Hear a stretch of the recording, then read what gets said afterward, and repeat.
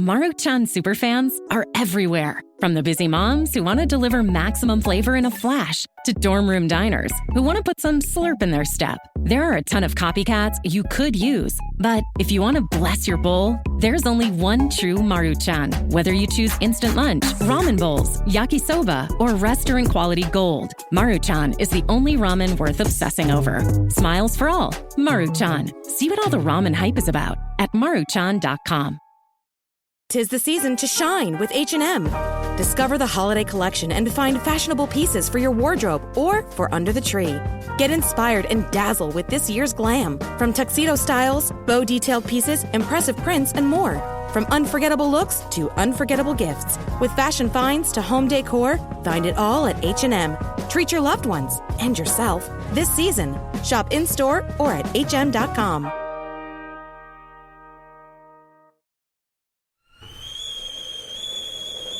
Oh, the kettle's boiled. Great. Perfect timing. Should we get started then? I'm Victoria Vanstone. I'm Lucy Good. And this is Sober Awkward.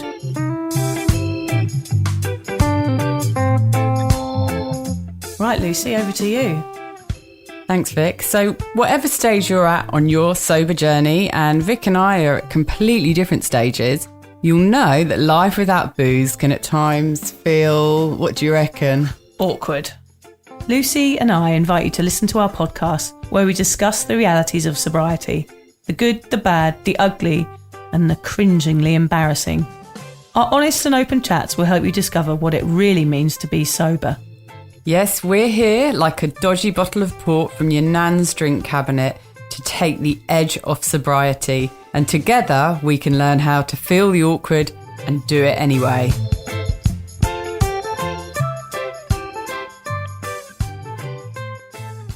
Oh, Lucy, I've got a bit of a frog in my throat. Oh, that's a great start for our first podcast. I know, sorry, I have to have a little cup of water before we start, I think. You can have a little drink. You have a drink. Oh, great start. And anyway, here we are. I'm really excited about this, actually. We've been talking about doing podcasts for a while, and this is podcast episode number 1. Yeah, we're in the studio, a little studio in the Sunshine Coast in Australia. I know it might sound like you're in England. Lucy and I are both from England, obviously, but you're actually listening to us from Australia. So it's a bit like an episode of Brits Abroad, but about booze. So hopefully it's something you'll want to listen to. So if it is, go back and make yourself a cup of tea and settle in. Yeah, because we've got lots to talk about, and we struggled to choose our topic for today because we've got a massive list of things that we want to talk about because there's so much to chat about around alcohol and sobriety. But we finally made a decision, and today's topic is that awkward moment when you realise alcohol ain't your mate. Yeah, so as you heard, this is our very first podcast around sobriety and everything that's awkward about it. For this reason, we're going to start by discussing the difficult and confronting moments when you realise booze isn't doing you any favours and is affecting your life in a negative way. What we want you to take away from our podcast today is to know that you're not alone. Everyone feels awkward in those uncomfortable moments of self-realisation around drinking. And as horrible as they might feel, they're the first signs that you need to make change. We're going to tell you what they felt like for us and how we got through them to ultimately live sober lives. Oh yeah, Lucy, I forgot to say as well, in our little studio here, we've got our sound man, Alan. Hello, Alan. Bollocks. Oh. Yeah, he's really keen to have us here recording. It's like having our own little Carl Pilkington with us, isn't it, Lucy? Yeah, it is. Maybe the Dalai Lama or something. What do you think? He is it robed? But yeah. Listening to every word intently. Yes, so what we're talking about today is, again, those awkward moments when drinking, when you realise that drinking isn't working for you anymore. And for me, Lucy, it came to a point when I was at home one morning after having a big bender, a big mothers group night out it was actually, I remember clearly, where all the other mums were having a nice controlled drink and I was sort of waving my legs around on the dance floor like a dead fly. and using my body as a human podium, I think was the highlight of the night for everybody else, not for me, because I was in a blackout, obviously, which was generally how my nights out went. I was always a party girl, always the drunkest in the room at every social event I've ever been to. So I'd been doing that for many, many years. And my really, the awkward moment that told me enough was the morning after that. It was 4 years of me struggling and questioning my drinking after having a child. So really, I became sober curious after my first child. And then I tried to combine the two lives of motherhood and alcohol, the release, my reward at the end of a hard day. And it all culminated in me having really bad anxiety every time I drank. But I still continued to try and moderate, and I failed miserably at that, and always ended up every night out with my head in a toilet. So I woke up one morning after feeling anxiety every Sunday for about 4 years, and I knew I'd had enough. That really was a moment where I had kind of a realization lying in bed that I can't do this anymore. I'm hurting the people I love, and most of all, I'm hurting myself on a weekly basis. And I felt that it was damaging my mental equilibrium. I was struggling mentally every Sunday. And I lied in bed that morning and started to ask myself really serious questions like, what are you doing? Like, why are you continuing this really negative behaviour to yourself? And I remember lying there just thinking, why am I doing this? And who have I become? This isn't the person I'm supposed to be. This isn't the mother I'm supposed to be. And I remember lying in bed like I did every Sunday and just thinking, gosh, this has got to change. And I walked into the lounge after feeling the moment of awkwardness and plodded out there in my dressing gown, probably smelling a little bit like vomit because I think I had regurgitated a yummy kebab from the Abracababra takeaway. Oh, lovely. Very sexy. Yeah, sexy look. And I remember saying to my husband, look, I'm struggling. I can't do this anymore. This drinking thing isn't working for me. Binge drinking has had its day. And I've realised over those 4 years that I couldn't stop my own behaviour myself. I was drinking myself to oblivion every time I went out, and I wasn't solving any of my own problems. So that's when I said to my husband, I think I need to reach out for professional help. And I know, Lucy, your story is a little bit different to mine. Like I had a real moment where I said, right, this has got to change. And it was a real sort of light bulb moment for me. That a lot of things had led up to that moment. But for you, I know it was a little bit different. Can you tell us all about that? Yeah, well, I'm almost a little bit jealous of your awkward moment. And of my good looks. Yeah, and the vomit smell. Oh yeah, sorry, as well. That's that I am gone. definitely jealous of.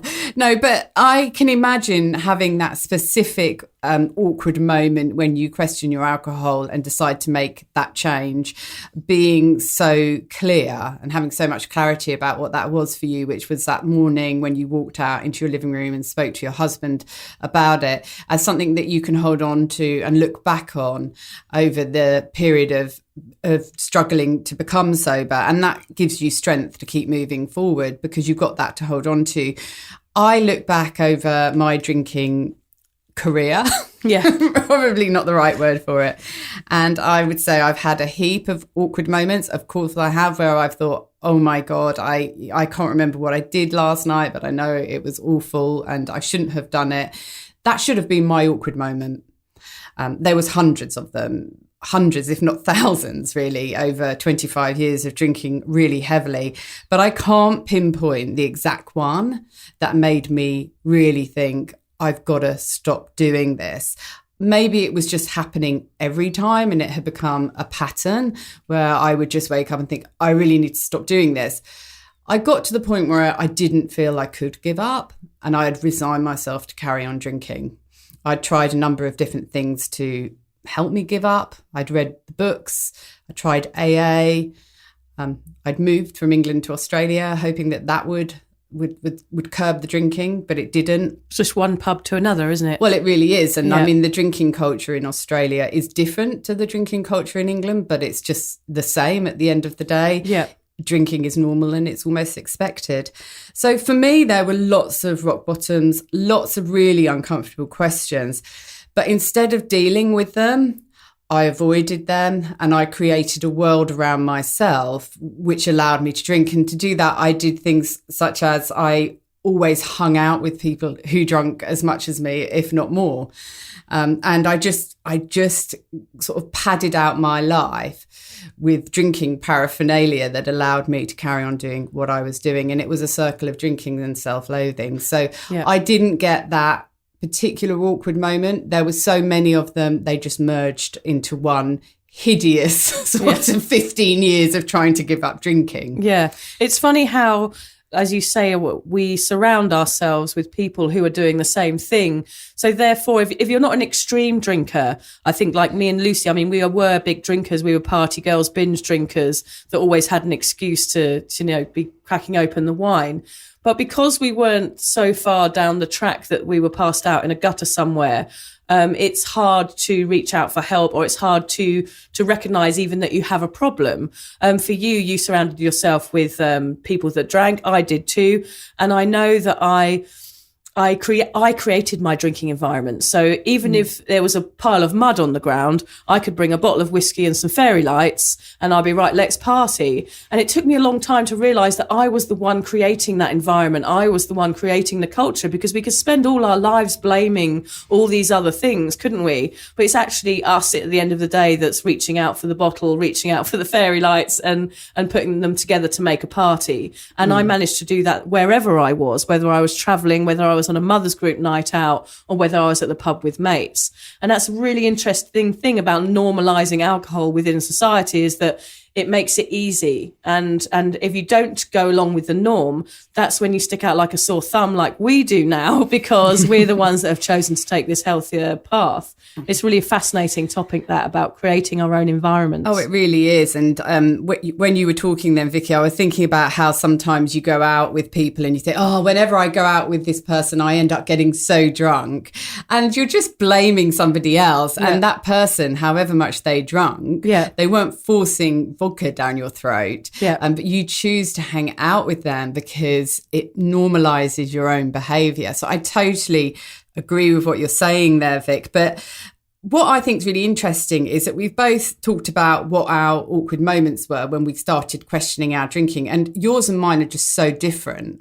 So for anybody listening who's thinking, what will my awkward moment be? Have I maybe had my awkward moment? Yeah. Don't think that it's got to fit into a certain box. We're all unique. We're all so different. We all have different drinking habits and different lives.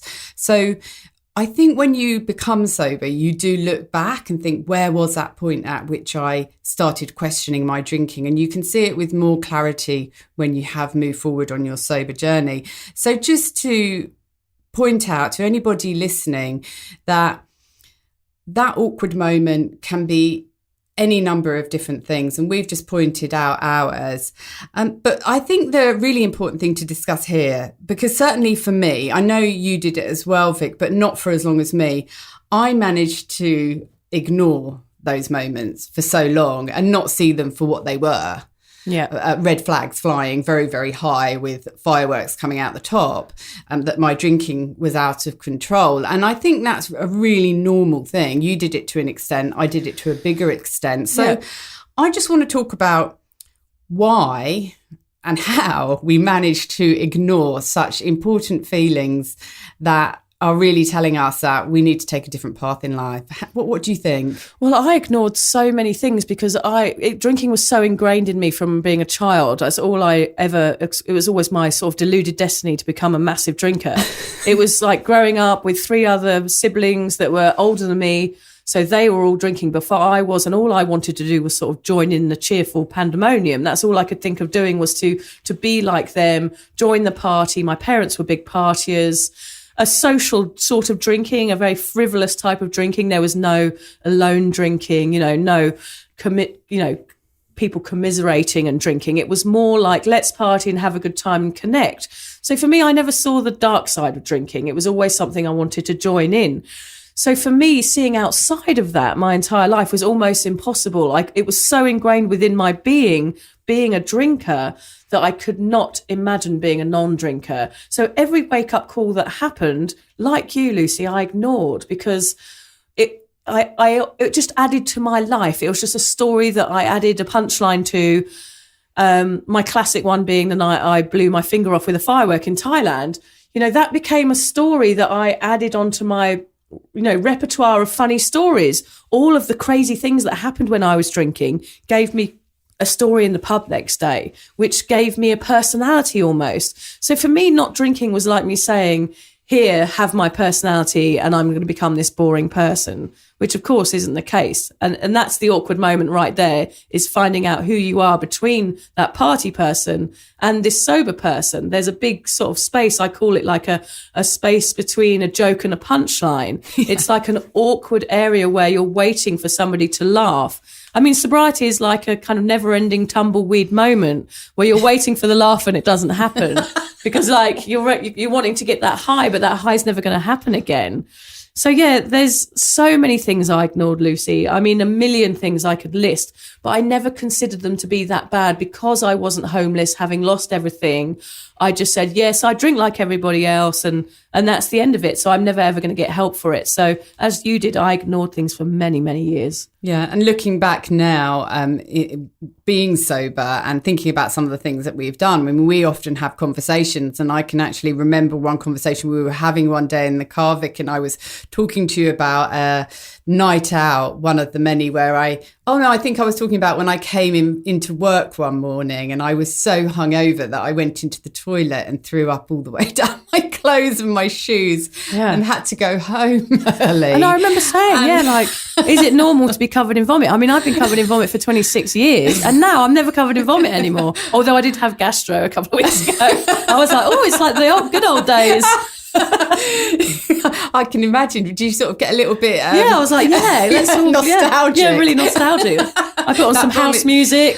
Covered in vomit. We keep going back to vomit here, but I suppose you would in a podcast about alcohol. But that moment in the car for me with you was a real interesting moment because you just said, I had said to you, so what I did was I vomited all down myself and onto my shoes, and you said, just stop, just think about what you just said.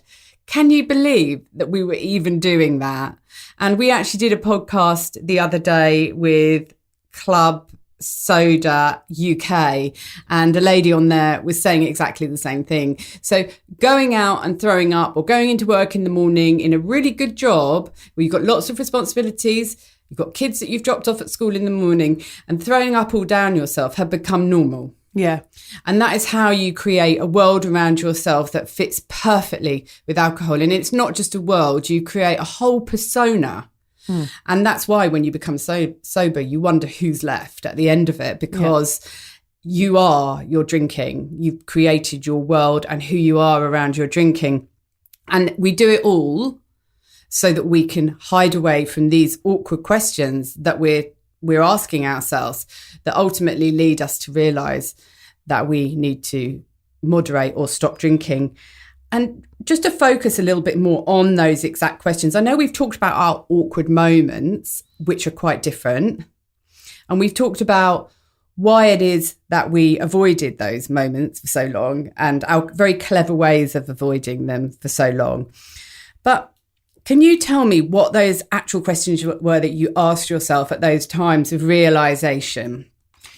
Yeah, so I think the main one was that what I was trying to continue a drinking pattern was, why can't I drink like a normal person? Why is it that I see my friends going for a jog on a Sunday morning and I'm lying in my bed unable to move my head for 15 hours in between, visits to the bathroom? I couldn't understand why I wasn't able. Why can't I do this? That was really one of the main questions. And that was the problem. That's why I didn't stop, because I was just trying to learn. I wanted to train myself to be a good boozer. It was a massive mistake I made for many, many years. It was like, I'll have waters between wines, and then I'll do dry July, and then I'll have paracetamol before I go to bed and a pint of water. I was trying all the time to be an excellent boozer so that I wasn't going to get anxiety the next day. And it just wasn't reality for me, because I would go out and I'd see friends sipping on a glass of wine when I'd be up, they'd had that one glass the whole evening and I would have been to the bar 5 times. And I used to stand at the bar looking back at my friends going, how come they're all sitting there all normal and looking all pretty still, and I'm all blotchy with red wine stained teeth, like wanting to go to a nightclub? I couldn't understand like where I was going wrong, but actually it was because I was drinking 5 times more than everybody else. And I saw them and I wanted to be like them and I couldn't. So that was one of the main questions I asked myself in those moments was, why can't I drink like a normal person? Why do I keep doing this myself? And the one that really led me to seek help was, why am I being a shit parent? Because of course, on Sundays, I wasn't able to function as a normal human being. And I'd had to listen to my darling husband take my children out for the day. I used to hear the front door slam and realise that they were going off to have a day without me. And that was really the question that I realised that I needed to seek professional help for, because I didn't want to be that one. I didn't want to be that person. I didn't want to be that mum. So that was really the question that stung my heart. The other ones had been going on for years, but that was the one that made me reach out for help. Yeah, when you realise that your drinking is affecting your children, Absolutely. It's just devastating. And what's interesting is that you realised that when your kids were quite young, but I actually carried on drinking right through until their teenage years. And they do get more affected when they're older because they're more aware of what you're doing. You can't hide that glass of wine. I just reminded me of something, Lucy, that we talked about before, was you telling us about your daughter writing you a letter. I think we could talk about that quickly now. Like that realization is going to be a lot of women out there, especially listening to this podcast, and men as well, who have reached a point in their drinking where it's affecting their children, and especially if their children are your kids' age, where they're starting to know what drinking is and they're starting to go out a bit more. What was it? Can you tell us that your daughter said to you when you? I mean, Lucy's been sober for 6 months. I've been sober for 3 years. So we're on a different page, but we're still in that awkward area of giving up drinking where we're learning to socialise, and we are having to have these conversations with our kids. What was it your daughter said? Yeah, so I've got 2 daughters, one of whom has just turned 15 and the oldest is 17. And it was the youngest daughter. In fact, both of them sent me a message and they were both really sweet and supportive of me giving up drinking. And honestly, they are so proud of me. I will just say that. But Ruby, in her message to me, said some things along the lines of how she didn't worry about me all the time. She wrote that message shortly after I had gone out for the night with a girlfriend and fallen off a wall and given myself a black eye. And she said that she was always worried about when I went out, that she stayed awake to see if I'd come home and whether I was in bed. And more often than not, I wasn't. I didn't come home till the very, very early hours. And she just said she worried about me all the time. So I'd really reverse the roles between parent and child. She was looking out for me. And I didn't do that really, really heavy drinking a lot, but I did it enough that I think she was constantly alert as to what was going to happen next with mum. I mean, they've seen me in all sorts of states, and I can only hope that it serves to put them off drinking in excess. As I always say, you have to call me in 18 years when my child is phoning me from a jail cell. I'm like, obviously, I hope my legless legacy lives on so that the children don't drink, but we'll have to see how that goes. Well, hopefully our podcast will be on for 18 years, Lucy, and I'll be able to report back and see whether my children are not big drinkers. We'll see. I'll be interesting, won't it? I'll be a very smug, sober person if I'm still sitting here in 18 years talking about sobriety. I hope so. What was the questions that came up, going back to the questions that we were asking, when you're feeling that awkward moment of realisation where your drinking isn't working for you anymore, it's not your best buddy. What were the questions that you asked yourself, Lucy? Look, very similar to you around moderation, Vic. I just tried so bloody hard to be a normal drinker, exactly the same. I was sitting here nodding in agreement as you were talking earlier, because I'd look at people in the bar and I'd think, how are they so together? They're still drinking, but they're not overdoing it. And I have to admit, embarrassingly, I thought they were a bit boring, which is just so ridiculous. I feel stupid saying it, but they weren't. They were just sensible. They were enjoying a drink, but they weren't overdoing it like we always were. And I think we're going to do a whole new a whole different podcast about moderation, aren't we? Because yeah, definitely, that's a massive issue. I think and also we can do another podcast about how we hated sober people before we were sober ourselves. That's a brilliant topic. I didn't want people remembering my night if I couldn't. I didn't want anybody there who was going to be pointing at me on that dance floor when I was rolling around. I didn't want someone coming to me the next day and telling me what I was doing. So being around sober people was very, very confronting for me, which I guess is another awkward thing that we can discuss another time. Yeah. And again, it takes us back to what we were discussing earlier on about surrounding ourselves by people who were the same as us with their drinking, if not, and ideally worse, because it made us look better. But also I berated people in the pub if they weren't having a drink. I'm very guilty of that. And it's one of the things I really regret now in my sobriety is that I was so awful to people that didn't drink. I mean, people aren't like that to me, so I don't know why I had the right to do that. But even if someone was really ill, I'd be like, come on, have a hot toddy, I'll put some whiskey in it. I'd be like, yeah, go on, a couple of glasses of wine, you forget you've got a cold. I was that person. So I do really regret that, but there's nothing I can do about it. So I do apologise to everybody that I did that to, because that was an awful thing to do. And a public apology on the first podcast. There might be quite a few apologies on this podcast series about all the awful and disgraceful and embarrassing things we've done in our time. Yeah, maybe we should just do one big apology one day and just say to all the exes, to all those awful one-night stands that we had, sorry about that. Yeah, to all the bartenders who we begged for another drink when we could barely to the police officers that arrested us. I mean, we won't give away too much now, but I promise there are a few good stories coming up in the next few podcasts. There are some amazing stories. And just following on from what you said about that, I can remember going out and perhaps my friend I was going out with had decided not to drink that night. That was such a downer, going out with, even if I could drink. Yeah. And in fact, what's so interesting now is that I'm exactly the same. If I go out with a group of people who are drinking, I feel more comfortable once they've got a few drinks under their belts or they're a little bit tipsy. That actually makes me feel better being around them like that. So that's just, there are a lot of habits that we need to get out of as we take our sober journey, because these habits are so ingrained. Yeah, and that's what we're going to be doing on this podcast, really. I know we're going a bit off track now, but we want to talk about the reality of it and how it feels to be a sober person in a world full of drinkers, a world that's really saturated in alcohol, because we were those people. So it's really important to get a point of view, say, we know sober is brilliant, and me and Lucy will definitely be telling you that on, a weekly basis, that we do love being sober, but we will also be very honest and say that it is very hard sometimes as well. It is very confronting, and these awkward moments are very much worth it. So we will be going into that a bit more about how awkward sobriety can be for everybody.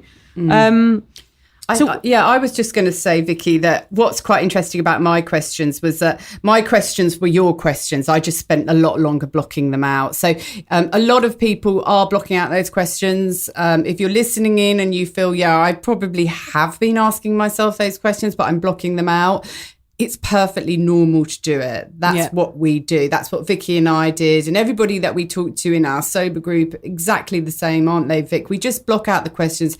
We don't want to deal with it. We don't know how to deal with it. We haven't got the tools. And again, that's the kind of thing we want to be able to say, look, you're perfectly normal. So many people do drink too much. So many people have problems. It's just about understanding what those red flags are and to accept them and to reach for help. And actually those questions mean that you are sober curious. It's a term that's being flung around quite a lot now. There seems to be two scenes appearing from this sobriety community, which is a kind of AA scene, which would work for everybody as well. And there's kind of this alcohol-free scene. And wherever you sit on this vast alcohol spectrum, you would be accepted into any of these groups, because I think you'd find that even though your drinking might not seem extreme, you will have real similarities with somebody who is at an AA meeting. And it's just understanding and realising that there is this long line of addiction, I suppose, where I didn't think I fitted on there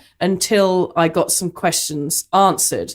And then I was like, actually, I do. And when I started to hear other people's stories, I was like, actually, that is me. That even though I think, gosh, that person's an alcoholic, and I have this label attached to that, which is this image of somebody, this terrible thing that's happened to someone who's probably gone through a lot of trauma and has lost their family and lost their house and all, that word has a lot of connotations which are really, really negative. And it still doesn't sit really great with me, to be honest. I don't know whether I'd call myself an alcoholic. I'd say I'm a person that's choosing an alcohol-free life, but an alcoholic who was further down the line would probably say that definitely I am. It's just that I don't want that label attached to me. So we're definitely going to talk a lot more about that as well.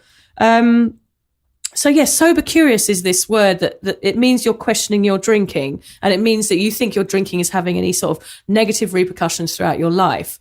So just to have a label for yourself, it can actually sometimes be quite soothing almost to feel like you fit in somewhere. Even if you're only having one glass of wine a night and you can't stop that one glass and you're questioning it, you're still a sober curious person. It's quite a gentle term. It is a very gentle term, and you can. It's not uncomfortable upon my shoulders if I say I'm a sober curious person or an alcohol free person. Just because I feel that alcoholism word, it's a bit outdated now, because we're starting to realise that this long line of alcoholism it's very vast, and there are two ends of it, and there's a million people that sit on it.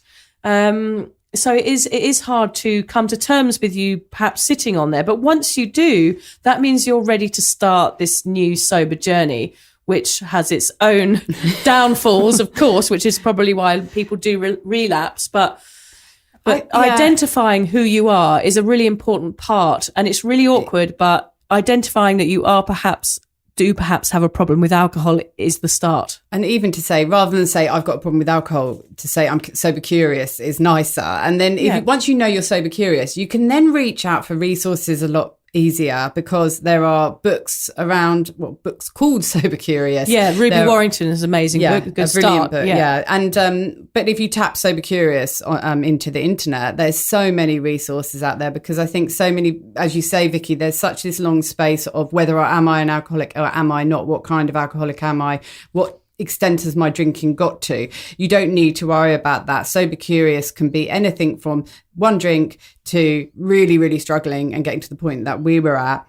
But just before we finish this podcast, because we've talked a lot about how we felt and what got us to the point where we had to question ourselves and our drinking, I just want to sort of finish up today with how we actually dealt with the awkward moments when they came to us, because I will admit quite freely that I didn't deal with them. I did everything that I could, as we've talked about in detail, all the different things that we do to mask those moments. We don't deal with them until they become super regular, and we absolutely have to. Say, for example, you get to the point where you can't care for your kids, or you can't get up and go to work in the morning, or you're spending all your money on alcohol, or you're drinking so much that the 3 days of your life are totally ruined because you can't get up off the couch. And I talk from bank holidays in England, basically. Yeah. Well, and they're not even bank holidays because you haven't planned it that well. No, the unplanned ones, Lucy's, are the best ones, aren't they? Yeah, exactly. But yeah, when your life has got to that point where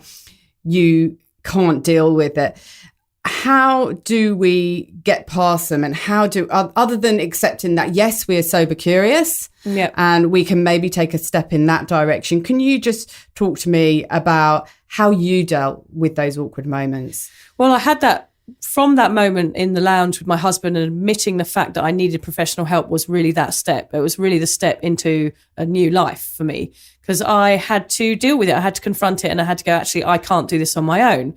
So then I didn't really know what to do, Lucy, to be honest. I had no idea.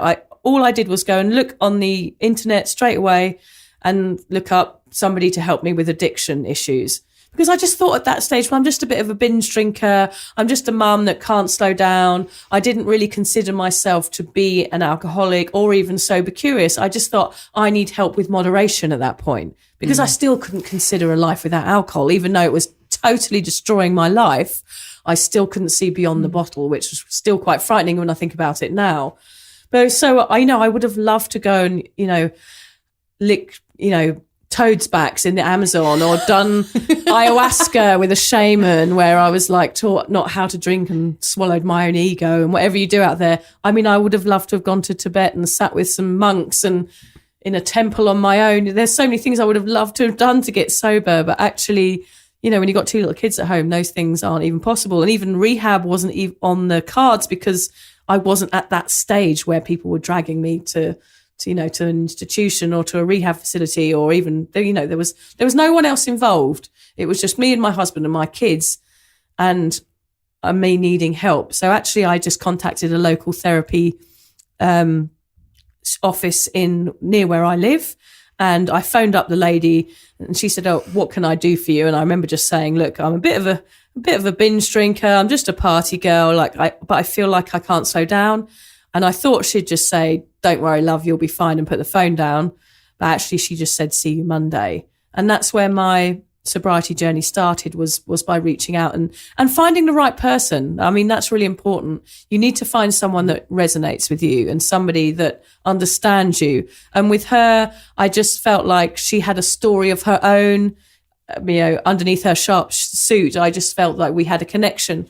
And that was all I needed, was a little bit of a connection with somebody that understood me and was ready to hear my story. And I did 12 weeks of therapy with her.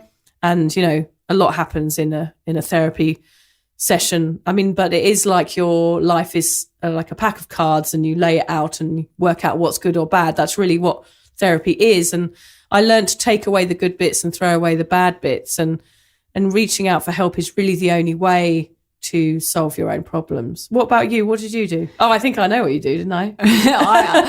Do you want me to say? I think I might have a little role in this. Look proud of myself. Well, in fact, that's how we met, didn't we, Vic? Vicky's got the website Drunk Mummy, Sober Mummy, and I had been struggling so much and trying to give up drinking and trying all sorts of different tools and not having any luck with them, and asking myself these questions, having recognised that they were valid questions that I needed to be asking myself. You then hit another wall because it's like, okay, I've accepted these awkward questions, but I need somebody to validate them for me, and I need somebody to say it's okay. There is a solution here. I feel like I was in a dark room and I was just reaching out in all different directions and trying different things. And I had actually looked to go into rehab. And like you, Vicky, I'd hoped for a spiritual experience or some sort of miracle. That's a bolt of lightning. Yeah. Come on, sober me up. Yeah. Certainly when I've got that hangover to knock me White out lightning. for a bit. Yeah. As a cider, I think of an English booze reference. Often a white lightning would have been perfect for a hangover.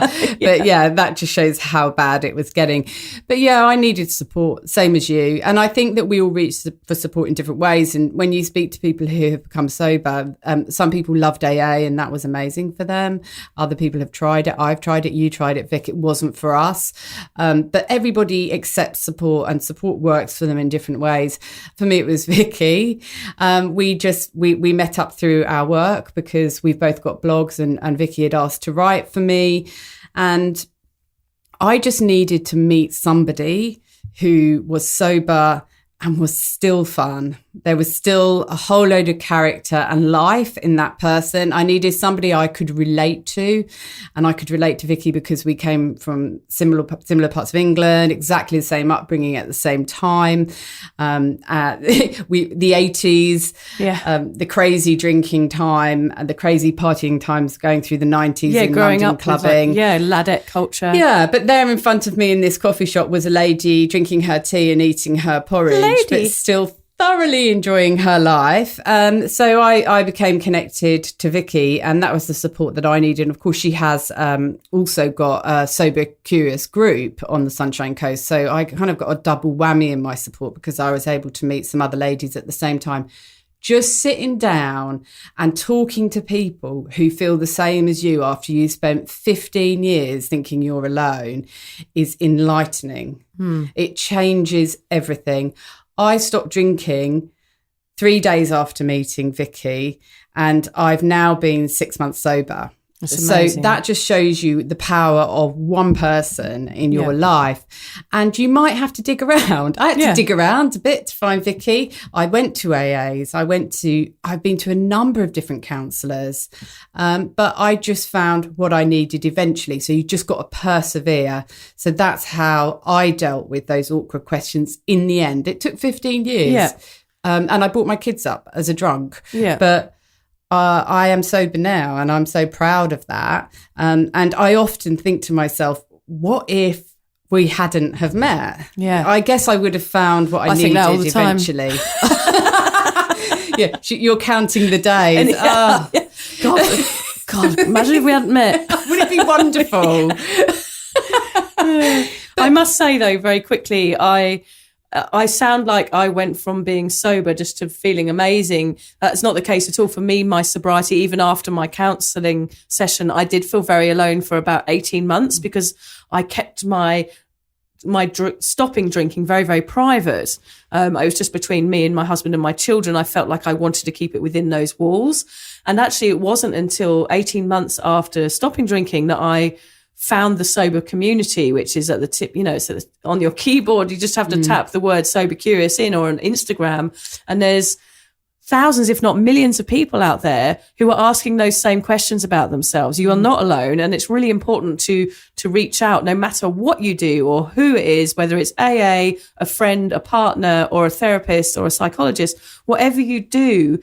I think it's important to say that you are worthy of help and that your problem, even though it might not seem extreme, is going to change your life if you get help for it. And that you, even if it doesn't feel like you've had loads of trauma, dealing with what's going on is going to help you. It's going to help your family and it's going to help everybody around you. So you are worthy of that, and you do matter, and your health does matter, and there are people out there that care. And it's really nice to realise that in sobriety, is that actually there are a lot of people who are exactly the same. And it is a bit of a domino effect, isn't it? Because I've actually helped another friend of mine with an addiction since I've stopped. So it's about, if you can do it, you can then move on to help other people. And that's super empowering. And just to add on very quickly, before we sort of go through a bit of a conclusion of what we've talked about today, if you do reach out for support and you don't find it straight away, please don't give up.